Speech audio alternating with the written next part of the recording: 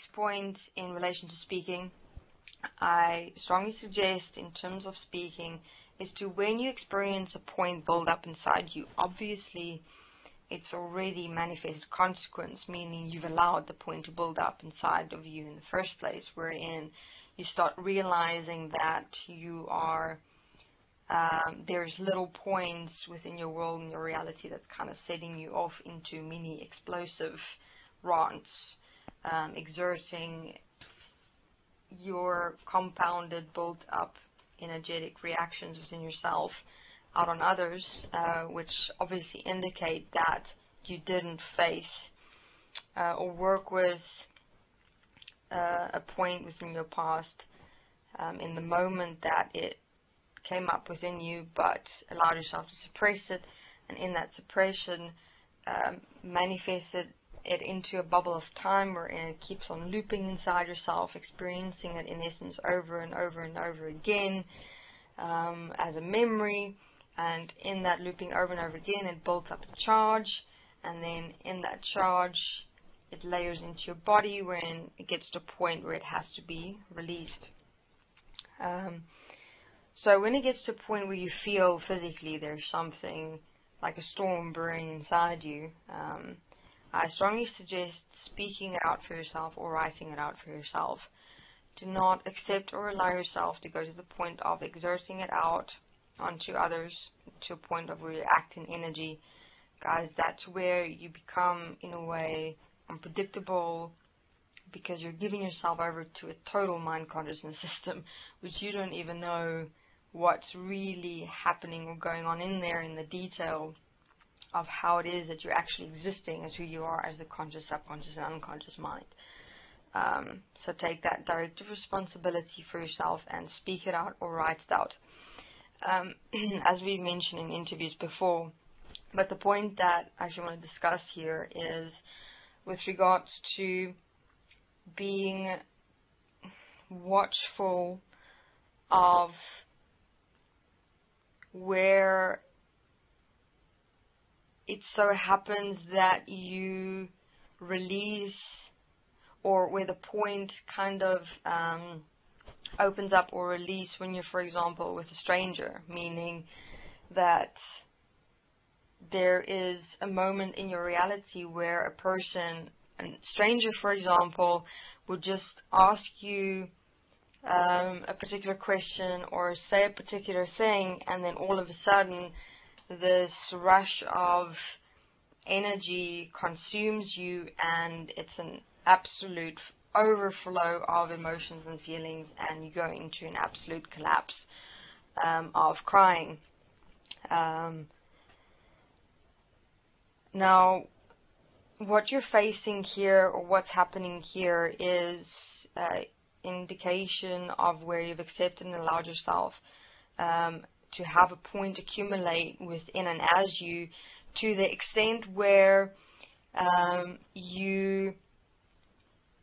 it's like going even further into manifested consequence beyond the point of exerting what it is that compounded and accumulated within you out on others in the form of like irritation or anger. This is like even a step further from that, wherein you, for example,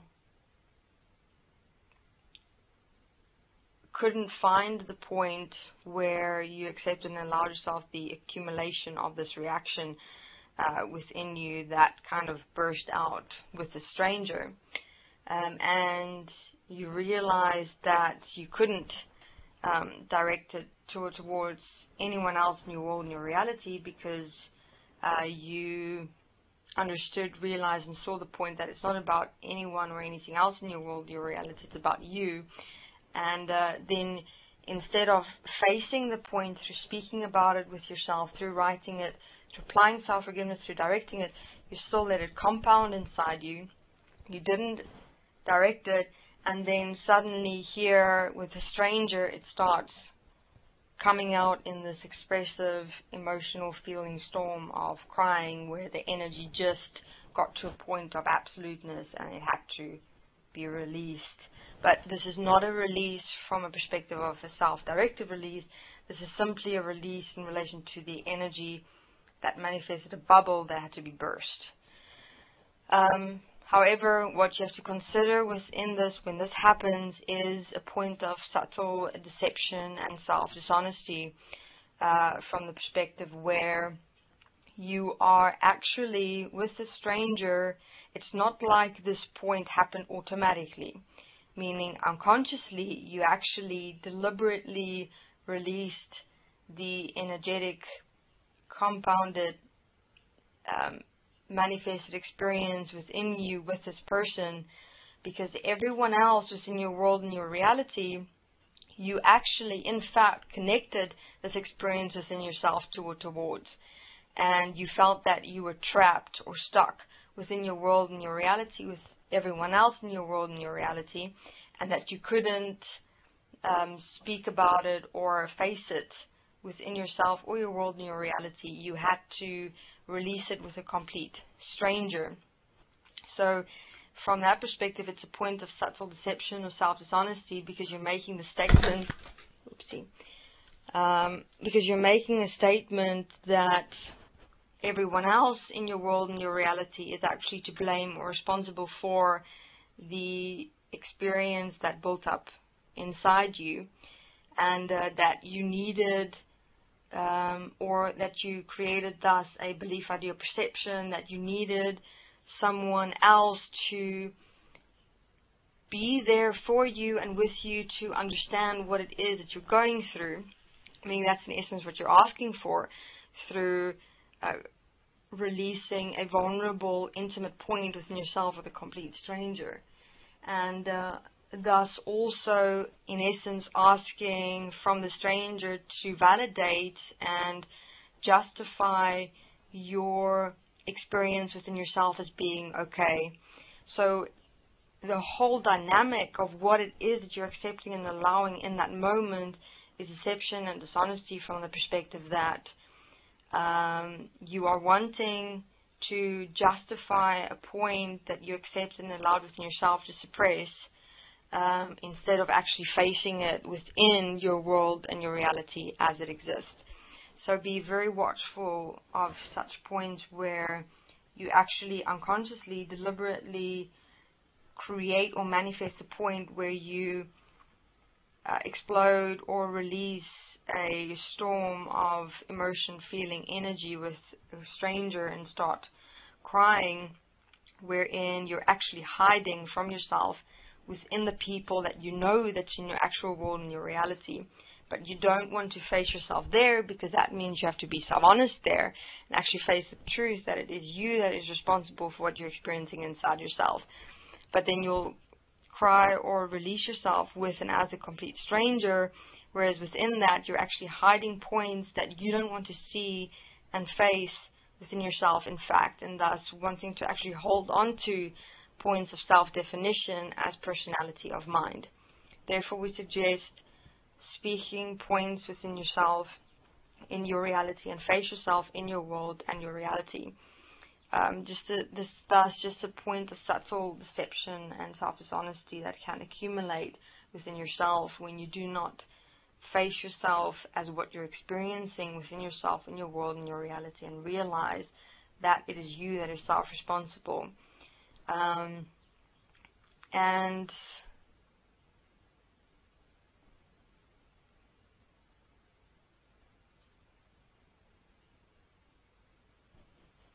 in terms of facing yourself in your world and your reality as it exists, that's how you have manifested parts of you to be in your reality to face.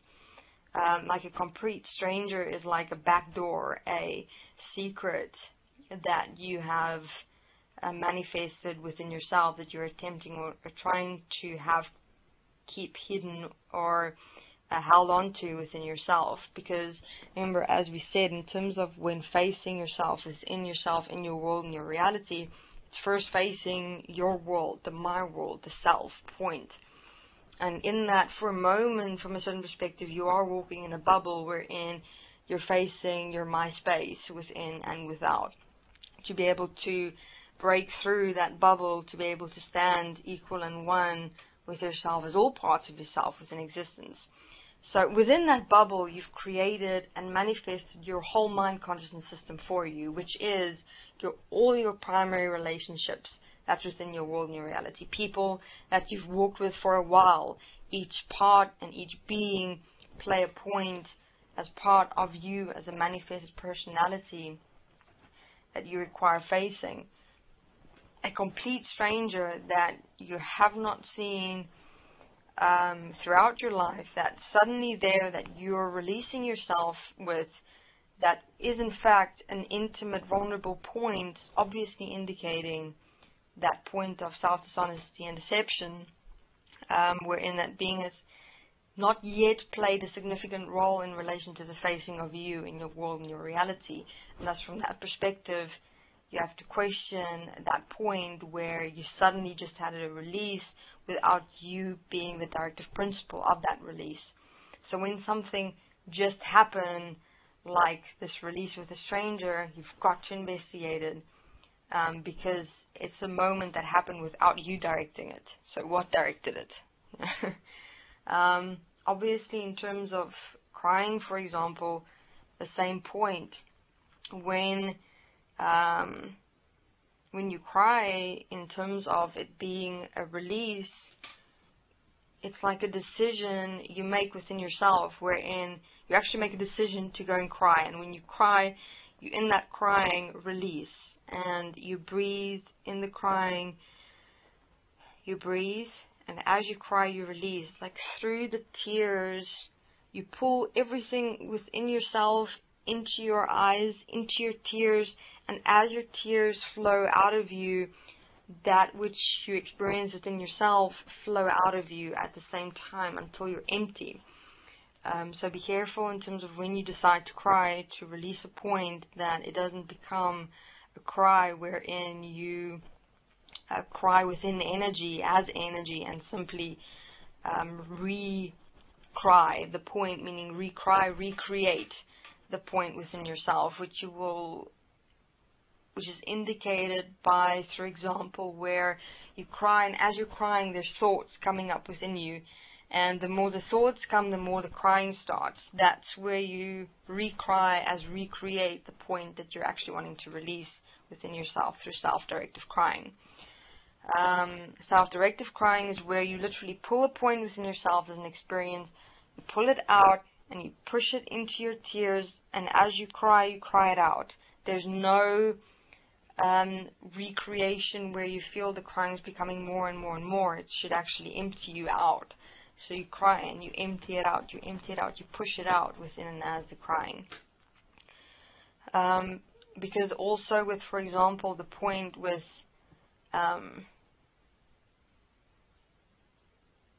suddenly kind of exploding in an emotional and feeling storm with a stranger, you're just bursting a bubble. You're still not yet facing the initial point of self-dishonesty that you didn't face within yourself in relation to a reaction that you had towards something or someone in your world and your reality. And thus we have to time loop again. So when you time loop again, you get to a point where you feel that there's an experience coming up inside you with a stranger where you want to cry. It's like just suddenly exploding. Obviously stop, breathe through it, don't accept and allow yourself to go into it, because it's a form of manipulation wherein you're going into submission, victimization in relation to what you're experiencing. So rather utilize crying effectively. Direct yourself within it. Decide to cry it out. Get it done with. Breathe, empty yourself out, done, and then move on to the next point. Manipulative crying is simply where crying suddenly happens and it's here, and you're crying about the point. You're not directing yourself within your crying. Right, thank you very much.